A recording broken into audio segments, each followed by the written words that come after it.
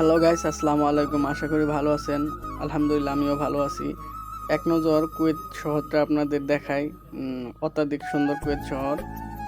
তা বাইরে প্রচণ্ড রোদ।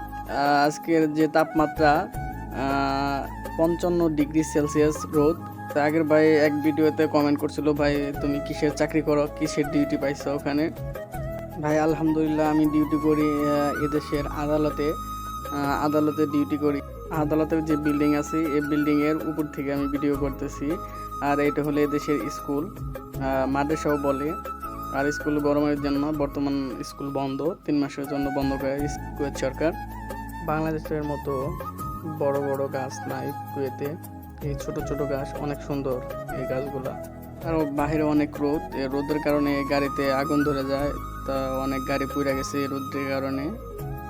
তো আশা করি সবাই ভালো থাকবেন, সুস্থ থাকবেন, আর আমার জন্য দোয়া করবেন। আল্লাহ হাফেজ।